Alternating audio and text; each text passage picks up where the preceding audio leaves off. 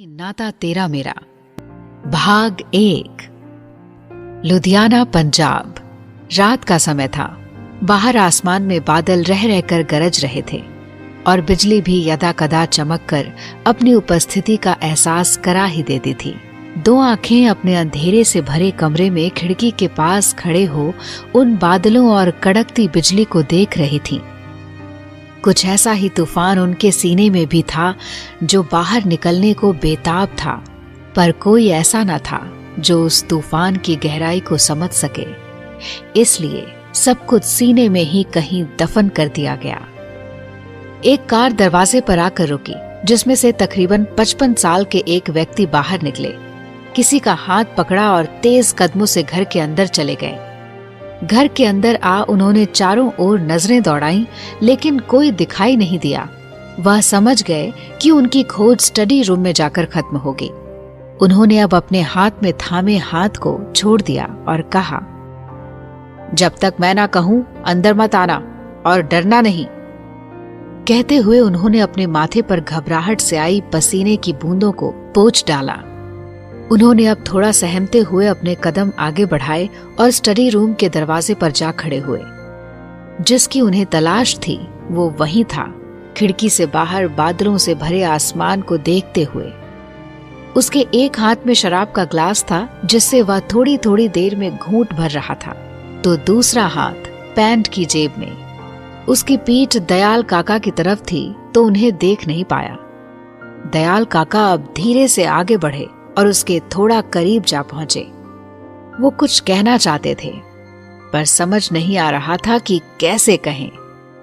तभी विक्रम ने बिना पीछे मुड़े ही अपने रूखे से स्वर में पूछा, क्या बात है काका?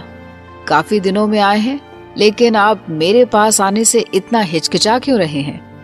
क्या आपको भी मुझसे डर लगता है, या फिर कुछ ऐसा किया है जो मुझे पसंद ना आए? दयाल काका थोड़ा हड़बड़ा गए। नहीं बेटा, बात वह नहीं है। दरअसल वहां। कहते हुए काका चुप हो गए। विक्रम ने मुड़कर उनकी ओर देखा। उसके चेहरे पर गुस्सा साफ झलक रहा था। मैंने आपसे कुछ पूछा?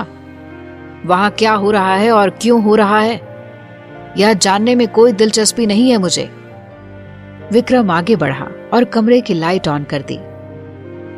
दयाल काका कहते हैं, बड़े साहब नहीं रहे, कैंसर उन्हें ले डूबा। विक्रम के कदम ठिठक कर रुक गए। उसने पीछे मुड़कर एक बार को दयाल काका को हैरानी से देखा, फिर वापस सीधे खड़ा हो गया और एक गहरी सांस छोड़ी। हाँ, यह तो होना ही था। दुनिया में जो आया है वह तो जाएगा ही। दयाल काका चौंके। पिता थे वो तुम्हारे, ऐसे कैसे कह सकते हो तुम? कोई पिता नहीं थे वो मेरे। उन्होंने उस दिन जो घटिया हरकत की, उसी दिन मेरे दिल से निकल चुके थे। दयाल काका सिर झुकाकर खड़े रहे। विक्रम ने उनकी ओर देखा। आपको इतना शोक मनाने की जरूरत नहीं है। जब मैं उनका बेटा होकर शोक नहीं मना रहा, तो फिर आप इतने दुखी क्यों हो रहे हैं? मुझे भूख लग रही है, खाना बना लीजिए। दयाल काका सोच में पड़ गए कि भला कौन बेटा ऐसा होगा जो पिता के गुजरने की खबर सुनने के बाद भी खाना मांग रहा है। शराब का घूंट भरते हुए विक्रम ने देखा कि दयाल काका अभी भी वहीं खड़े हैं, तो गुस्से से बोला, क्या बात है? शायद आपने सुना नहीं जो मैंने आपसे कहा। क्या अब मुझे खाना भी नसीब नहीं होगा इस घर में? दयाल काका कहते हैं, विक्रम मैं कह रहा था कि।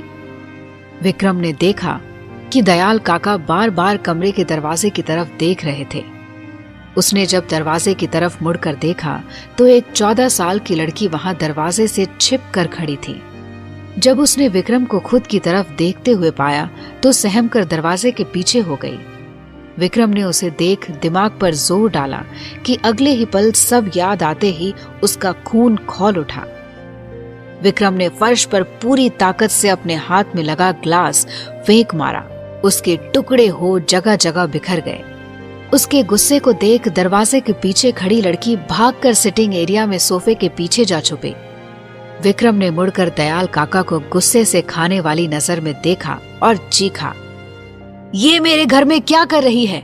आपकी हिम्मत कैसे हुई इसे यहाँ लाने की? निकाल फेंकिए इसे अभी के अभी मेरे घर से, वरना मैं खुद। कहते हुए वह जैसे ही दरवाजे की ओर बढ़ा कि दयाल काका जल्दी से उसके सामने खड़े हो गए। ऐसा अनर्थ ना करो विक्रम।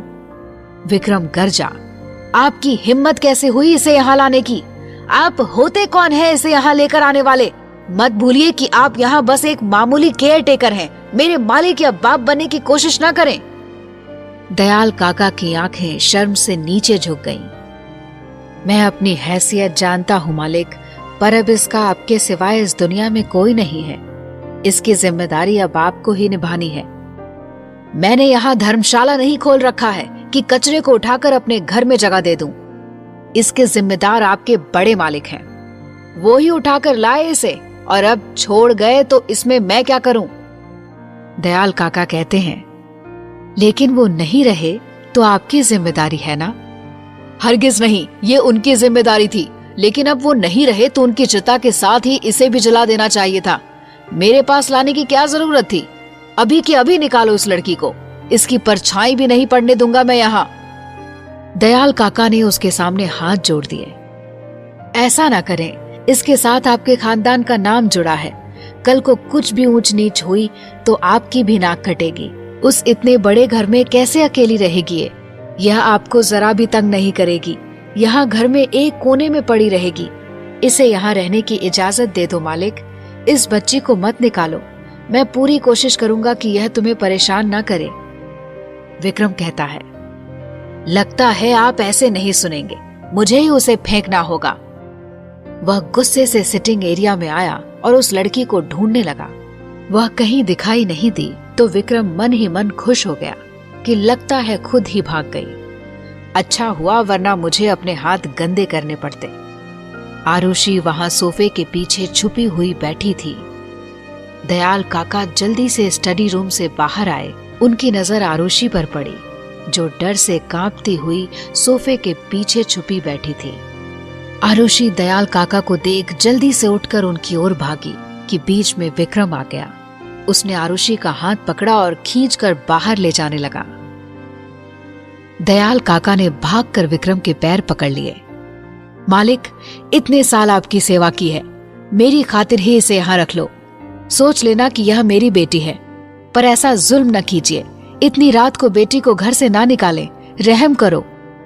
विक्रम ने दयाल काका की तरफ हैरानी से देखा। यह क्या कह रहे हैं आप? इस लड़की के लिए आप मेरे पैर पकड़ रहे हैं? कब तक मुझे यूं ही रोक सकेंगे? दयाल काका कहते हैं, मैं बस अनर्थ होने से बचा रहा हूं, और इसके लिए अगर मुझे आपके सामने नाक भी रगड़ना पड़े तो वह भी कर लूंगा, पर ऐसा गजब ना कीजिए। विक्रम चिढ़ गया। आपको बड़ी हमदर्दी हो रही है इससे? मैं कुछ नहीं लगता आपका? दयाल काका कहते हैं, आपकी ही खातिर कह रहा हूं छोटे मालिक। जानता हूं कि घर से निकालने के बाद कल को इसे कुछ हुआ तो आप खुद को कभी माफ नहीं कर पाएंगे। विक्रम ने नफरत भरी नजरों से आरुषि की तरफ देखा। वो सिर झुकाए दयाल काका की तरफ देखती हुई डर से कांप रही थी। विक्रम ने उसका हाथ छोड़ दिया और दयाल काका से बोला, रख लीजिए इसे अपने साथ, लेकिन इतना याद रहे कि यह लड़की मेरे आंखों के सामने ना आ जाए। दूर रहे मुझसे। मैं इस लड़की की खुद पर परछाई भी पड़ने नहीं देना चाहता। काका, मुझसे कोई उम्मीद मत कीजिएगा कभी कि मैं इसके लिए कुछ करूंगा। अगर इसकी वजह से मुझे कोई परेशानी हुई या मेरी इज्जत पर कोई दाग लगा तो उसी रोज उठाकर सड़क पर फेंक दूंगा, फिर चाहे उस वक्त दिन हो रहा हो या रात। विक्रम वहां से अंदर चल पड़ा। दयाल काका की जान में जान आई कि आखिरकार वह विक्रम को मनाने में कामयाब रहे। दयाल काका ने आंसू पोंछते हुए पीछे मुड़ के देखा कि विक्रम ने रेफ्रिजरेटर से शराब की बोतल निकाली और सीढ़ियों की तरफ बढ़ चला। दयाल काका ने उसे रोकना चाहा। छोटे मालिक, मैं खाना बनाकर। विक्रम ने उनकी बात अनसुनी कर दी और कोई जवाब नहीं दिया। दयाल काका ने एक बार फिर कोशिश की। मैं कुछ ही समय में खाना लाता हूं, आप ये ना। विक्रम खींच उठा। इतना जहर पिलाने के बाद अब आप खाना खिलाएंगे मुझे? नहीं खाना मुझे आपका खाना। वह सीढ़ियों से चढ़कर अपने कमरे में चला गया और दरवाजे को जोर से बंद किया। उसकी तेज आवाज सुनकर आरुषि सिहर उठी दयाल काका ने जब यह देखा तो उठकर उसे अपने सीने से लगा लिया। डरो मत बेटा, अब तुम सुरक्षित हो। विक्रम पहले ऐसा नहीं था, तुम उसकी बात का बुरा मत मानना। तुम बस इस बात का ध्यान रखना कि उसके सामने ना जाओ, क्योंकि तुम्हें देखते ही उसके जख्म हरे हो जाएंगे और 4 साल से जिस गुबार को सीने में दफन किए बैठा है वह तुम पर निकाल देगा। तुम्हें जो चाहिए मुझसे कहना। आरुषि ने हाँ में सिर हिला दिया। चलो, मैं तुम्हें तुम्हारा कमरा दिखा देता हूँ। दोनों एक ओर चल पड़े। आरुषि धीरे से बोली, क्या भाई मुझे कभी नहीं अपनाएंगे काका? दयाल काका ने उसकी ओर देखा। झूठी तसल्ली नहीं दूंगा बेटा, पता नहीं क्या होगा। आरुषि कहती है, आप मुझे अनाथ आश्रम छोड़ाइए, इस घर में तो शांति रहेगी कम से कम। मेरी किस्मत में ही अकेले रहना लिखा है। दयाल काका कहते हैं, हरगिज नहीं, जब परिवार है तुम्हारा तो तुम्हें वहां अकेला क्यों छोड़ूंगा? भूलना मत कि तुम्हारा घर भी है और भाई भी है। तुम भी चौहान परिवार की वारिस हो, तो ऐसा भूल कर भी नहीं सोचना। आरुषि कहती है, मुझे पता है, लेकिन भाई मुझे कभी नहीं अपनाएंगे। मैंने देखा है कि वो मुझसे कितनी नफरत करते हैं। दयाल काका उसे समझाने लगे, अभी तुम थकी हुई हो, थोड़ा आराम करो, मैं खाना लेकर आता हूँ। दयाल काका ने आरुषि को उसका कमरा दिखाया और किचन में चले गए। विक्रम अपने कमरे में आया। उसने शराब की बोतल टेबल पर रखी और वॉशरूम में जा अपने उस हाथ को बार बार धोने लगा जिससे उसने आरुषि को छुआ था। कुछ देर बाद वह बाहर आया और बिस्तर से पीठ लगाकर जमीन पर बैठ अपनी शराब की बोतल खोल पीने लगा।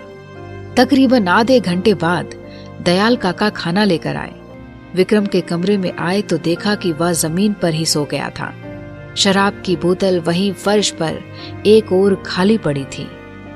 काका अंदर आए और प्लेट को एक ओर टेबल पर रखकर विक्रम को जगाने की कोशिश कर बिस्तर पर लाने के लिए उठाने की कोशिश करने लगे।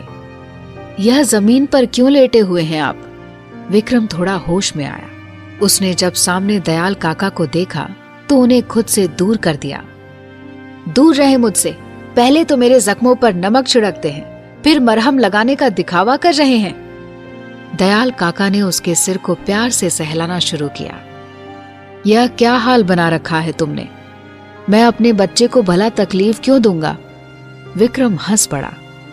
ओह, आपको तकलीफ हो रही है मेरा ये हाल देखकर? मुझे तो ऐसा कुछ नहीं लगता आपको देख। कहीं ऐसा तो नहीं कि आपके बड़े मालिक ने ऊपर जाने से पहले आपको रिश्वत देकर कहा हो कि विक्रम को इतना तंग करना कि वह खुद ही मर जाए? दयाल काका कुछ पल एकटक विक्रम को देखते रहे। उसकी आंखों में खुद के लिए गुस्सा देखकर वह अब खड़े हो चुपचाप कमरे से बाहर जाने लगे कि विक्रम बोला, ये प्लेट लेकर जाइए और अपनी बेटी को खिलाओ। काका भारी मन से प्लेट लेकर निकल गए। विक्रम वहीं जमीन पर लेट गया और आराम से सो गया।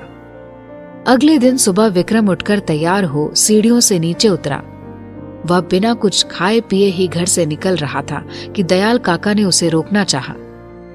छोटे मालिक, नाश्ता तो। विक्रम ने गुस्से से लाल हुई आंखों से उन्हें देखा तो वो चुप हो गए। वह वहां से निकल गया।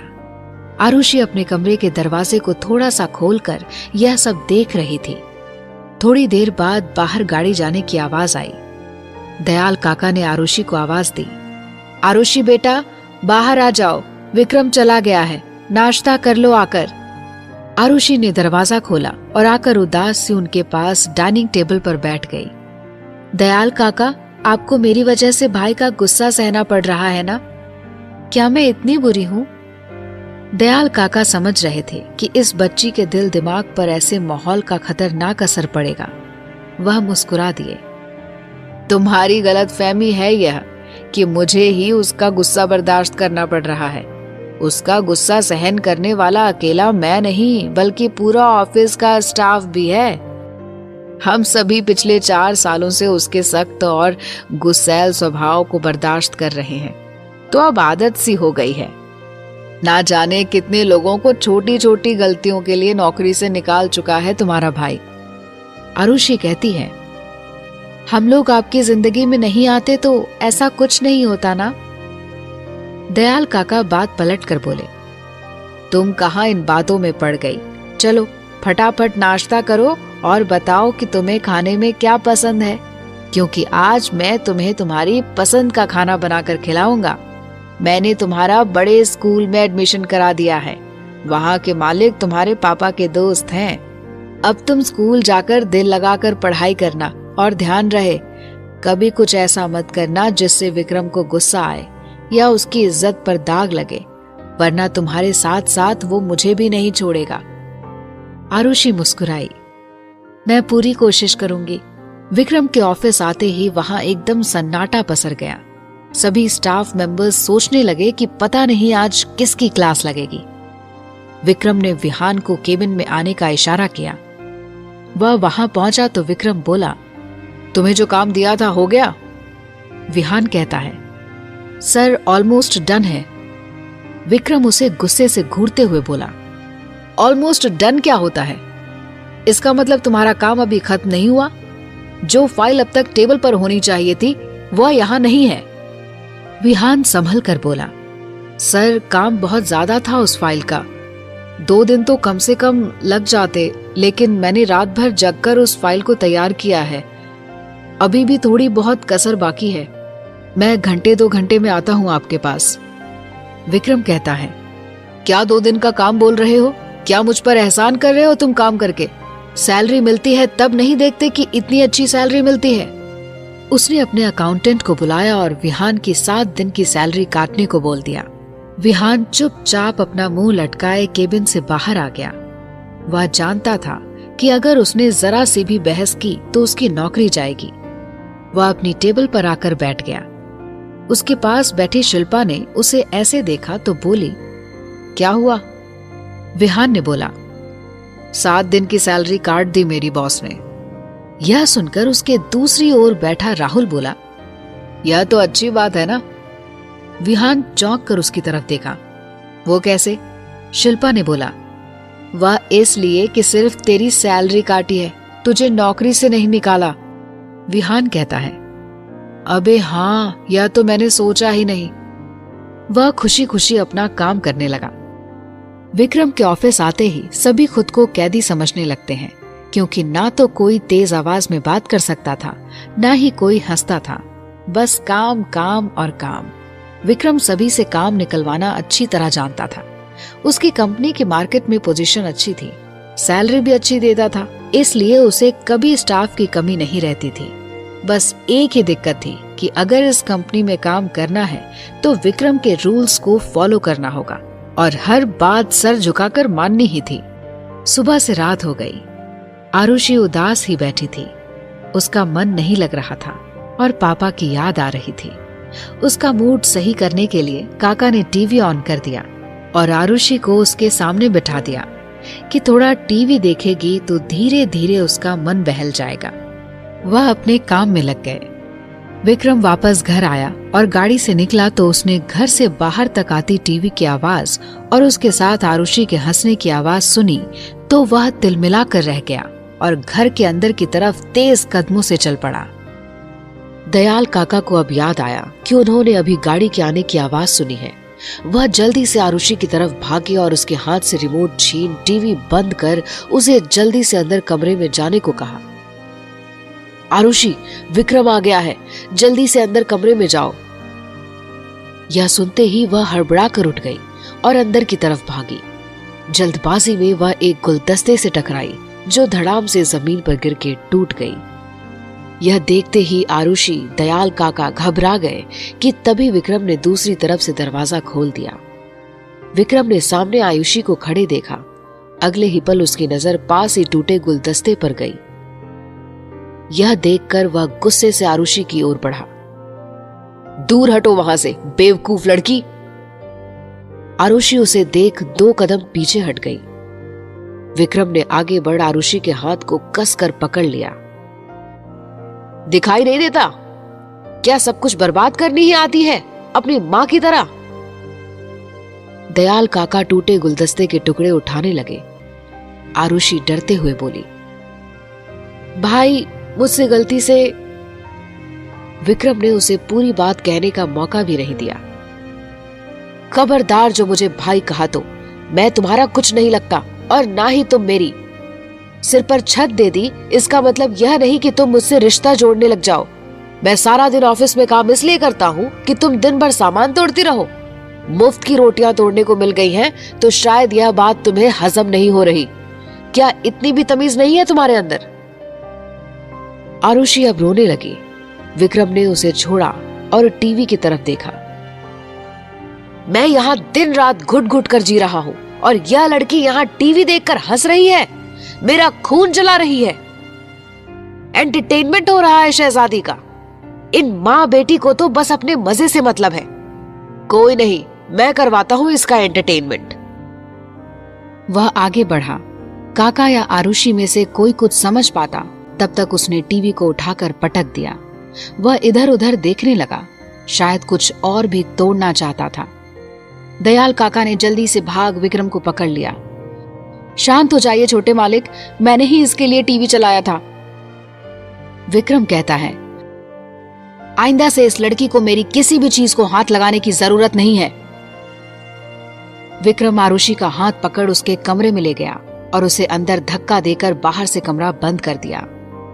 दयाल काका उसे रोकने की कोशिश कर रहे थे पर कोई फायदा नहीं। विक्रम ने उनकी ओर देखा। जब तक मैं ना कहूं आपको, आप इस दरवाजे को हाथ नहीं लगाएंगे और ना ही अपनी लाडली बेटी को कुछ खाने को देंगे, समझे आप? दयाल काका निराश से उसे देख रहे थे। विक्रम गुस्से से चीख पड़ा, मेरी बात समझ आई या नहीं? दयाल काका ने हां में सिर हिला दिया। एक वक्त भूखी रहेगी तो मर नहीं जाएगी। खुद कमा कर देखे तो पता चलेगा कि पैसे कैसे कमाए जाते हैं, लेकिन इसे इसकी जरूरत है भी नहीं। जानता हूं कि ये भी अपनी माँ की तरह किसी पैसे वाले को फंसा लेगी। आखिर उसी का गंदा खून जो है इसमें, खून अपना असर भी तो दिखाएगा ना। दयाल काका कहते हैं, बस कीजिए, वो बच्ची है अभी। तो बच्ची बनकर रहे, मेरी मां बनने की कोशिश ना करे। वह सीढ़ियों की तरफ चल पड़ा। पल भर की तसल्ली नहीं है कहीं। आरुषि उसकी सारी बातें सुन रोए जा रही थी। दयाल काका सोच रहे थे कि पता नहीं यह सब और कितने दिन चलने वाला है। विक्रम अपने कमरे में चला गया। उसने अपना कोट उतार एक ओर फेंक दिया और बैठकर लैपटॉप खोल काम करने लगा।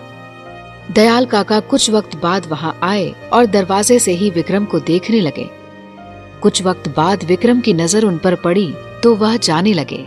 विक्रम ने उन्हें टोका, इधर आइए। दयाल काका उसके कमरे में जा खड़े हुए। बोलिए।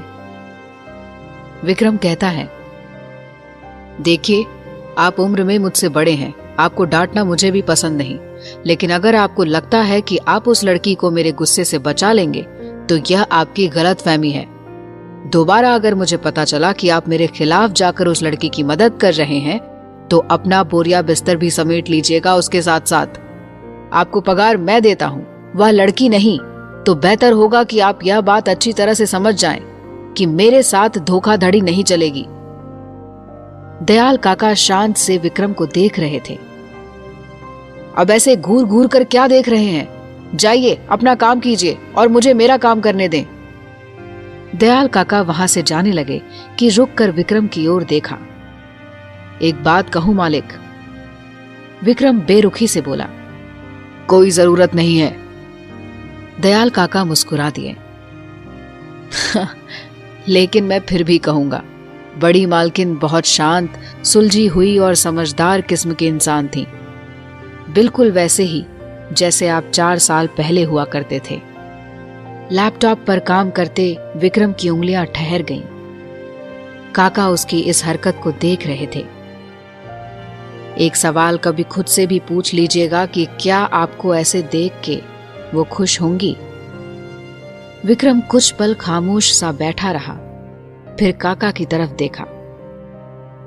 आप खुद से क्यों नहीं पूछ लेते कि इतना अच्छा होने के बावजूद भी क्या मिला मेरी मां को? दयाल काका निरुत्तर हो वहां से चले गए। विक्रम ने अब अपना वॉलेट निकाला और अपनी मां की तस्वीर को देखने लगा। कुछ ही पलों में उसकी आंखों से आंसू छलछला उठे। अगले ही पल उसके चेहरे पर गुस्सा नहीं, सिर्फ दर्द ही दर्द था। दूसरे दिन दयाल काका अपने कमरे से बाहर निकले तो देखा कि आरुषि के कमरे का दरवाजा बाहर से खुला था। वह खुश हो विक्रम के कमरे में गए, लेकिन वो पहले ही निकल चुका था। रात को विक्रम बहुत लेट घर आया। दयाल काका उसका इंतजार कर रहे थे। उन्होंने उसे आते हुए देखा तो उठ खड़े हुए। कहाँ रह गए थे? मैंने फोन भी किया लेकिन तुमने उठाया नहीं। इतना लेट कैसे हो गया? विक्रम ने कुछ जवाब नहीं दिया। खाना तो खा लो। मैं खाना खाकर आया हूं और आइंदा मेरे लिए खाना बनाने की जरूरत भी नहीं है। विक्रम वहां से चला गया। दयाल काका अब उदास से उसे देख रहे थे। कुछ दिन यूं ही बीत गए। विक्रम सुबह सुबह घर से निकल जाता था और देर रात घर लौटता था, जैसे इस घर में वह सिर्फ एक किराएदार है। कई बार तो पता ही नहीं चलता कि कब आया और कब गया। आरुषि के आने से पहले काका से जो थोड़ी बहुत बातें कभी कभी कर लेता था, अब उसने वह भी बोलना बंद कर दिया। वह अब काका से भी दूर होता जा रहा था धीरे धीरे। आरुषि ने स्कूल जाना शुरू कर दिया था। एक दोपहर काका सारा काम खत्म कर अपने कमरे में जा बैठे। उनकी नजर सामने दीवार पर टंगी अपनी और विक्रम की तस्वीर पर पड़ी, जिसमें विक्रम मुस्कुराता हुआ दयाल काका के गले में हाथ डाले खड़ा था। दयाल काका तस्वीर देखकर मुस्कुरा दिए कि कैसे विक्रम पहले उनके साथ समय बिताता था और उनसे उनके जिंदगी के अनुभव पूछा करता था। अगले ही पल उनकी आंखों में नमी तैर गई। कितना ज्यादा बदल गया है विक्रम। पहले सबसे कितना प्यार से बात करता था, कभी किसी का दिल नहीं दुखाता था, बिल्कुल बड़ी मालकिन की तरह था। लेकिन अब अगर कुछ है तो बस गुस्सा, और कुछ तो आता ही नहीं जैसे। काका अब पुरानी यादों में खो गए। 4 साल पहले विक्रम बहुत खुश था। उसने अपना MBA कंप्लीट कर लिया था और कई सालों बाद घर लौट आया था। पूरे घर में हंगामा मचा रखा था कि फाइनली अब वह अपने पैरों पर खड़ा होगा, पापा के बिजनेस को नई ऊंचाइयों पर ले जाएगा और अपने परिवार के साथ वक्त भी बिता पाएगा। पता नहीं क्या क्या सोच कर बैठा था वो। 6 महीने में ही अपनी कंपनी की बेहतरी के लिए बहुत काम किए। वह हर वक्त नए नए इनोवेटिव आइडियाज लेकर आता और उन्हें सभी की मदद के साथ अप्लाई करता था। सीनियर से सीखता था। वह सभी को बराबर का सम्मान देता, हर एम्प्लॉय की बात को अच्छे से सुनता भी। 6 महीने के अंदर ही विक्रम सभी का चहेता बन गया था। लेकिन कुछ ऐसा भी था जो पहले उसके पेरेंट्स ने नहीं बताया था। विक्रम के माँ पापा के रिश्ते सामान्य नहीं थे। वो बस एक घर के अंदर 2 अजनबी की तरह रह रहे थे। विक्रम ज्यादा कुछ पता कर पाता कि एक रोज उसे पता चला कि उसकी माँ सुधा को जानलेवा बीमारी है और उनके पास ज्यादा समय नहीं है। विक्रम के पापा ने विक्रम से ये बात कुछ सालों से छिपा कर रखी हुई थी ताकि उसकी पढ़ाई, लाइफ डिस्टर्ब ना हो। विक्रम माँ के बहुत ही ज्यादा करीब था। वह इस बात को बर्दाश्त नहीं कर पा रहा था कि इतनी बड़ी बात उससे छुपाई गई। उस रोज वह बहुत रोया। 1-2 दिन तक माँ पापा से बात भी नहीं की, लेकिन माँ ने उसे अपनी प्यार भरी बातों से मना ही लिया। विक्रम अब उनके पास साई की तरह रहता। उनकी हर जरूरत, जैसे दवा, डॉक्टर के पास जाना, सब कुछ विक्रम संभालता था। उसने ऑफिस का काम भी घर से करना शुरू कर दिया। वह देखता था कि पापा को कुछ खास मतलब नहीं था माँ से, और ना ही माँ को ये बात चुभती थी। शायद उन्हें अपने पति से ऐसे ही व्यवहार की उम्मीद थी। महीने भर बाद ही विक्रम की माँ चल बसी। विक्रम अंदर से बुरी तरह टूट चुका था माँ के इस तरह असमय छोड़कर जाने से, लेकिन उसकी आत्मा को मारने वाले उसके पापा राजेंद्र चौहान थे। अभी माँ को गुजरे 1 दिन ही हुआ था कि विक्रम के पापा दूसरी शादी कर लाए। उनके साथ उनकी दूसरी बीवी कल्पना, जो पहले उन्हीं के ऑफिस में काम करती थी, और 10 साल की बेटी आरुषि थी। यह देख लोगों में सुगबुगाहट शुरू हो गई। इस उम्र में भला शादी की क्या जरूरत थी? उनके बेटे की उम्र 20-21 साल की है। उसे कौन सा माँ की जरूरत थी? खुद को संभाल सकता है वो। लेकिन मिस्टर चौहान को अब ये सब सूझ रहा है। जहाँ कुछ सालों बाद बेटे की शादी करनी चाहिए, वहाँ खुद के लिए बीवी लाई जा रही है। और अगर शादी करनी ही थी तो कुछ महीने रुक जाते। किस बात की जल्दबाजी थी इन्हें? अभी तो बीवी को गुजरे पूरा 1 दिन भी नहीं हुआ। भाभी जी की आत्मा को कितनी तकलीफ हो रही होगी कि उनके पति धोखेबाज तो पहले ही निकल गए, लेकिन अब उनकी 13वीं तक भी नहीं रुके। इन्हें देखकर तो ऐसा लग रहा है जैसे यह अपने बीवी के मरने का इंतजार ही कर रहे थे। कहीं ऐसा तो नहीं कि यह सब इन्हीं की चाल हो। बेचारी सुधा इतने सालों से बेटे की खातिर हंसती मुस्कुराती पति की बेवफाई सहन करती रही। पहले कोई बीमारी नहीं थी सुधा को, वो तो पति के दिए गम को चुपचाप सहन करती रही और अंदर ही अंदर जलती रही। बेचारी कितनी अच्छी थी, लेकिन किस्मत तो देखो, न चैन से जी पाई और ना ही मरने के बाद सुकून है। शर्म नाम की चीज नहीं है लोगों में। बेचारा बेटा लौट कर आएगा और जब अपने बाप को ऐसे किसी माँ की मौत का मजाक उड़ाते देखेगा तो क्या बीतेगी उस पर। माँ की अस्थियां लेकर लौटा विक्रम उन लोगों के पीछे खड़ा हैरान रह गया। उसे भरोसा नहीं हुआ उन लोगों की बातों पर। नहीं, उसके पापा ऐसा हरगिज नहीं कर सकते। उस वक्त उसके दयाल काका भी थे। विक्रम जल्दी से घर के अंदर बढ़ चला। आगे क्या हुआ जानने के लिए सुनिए कहानी का अगला भाग।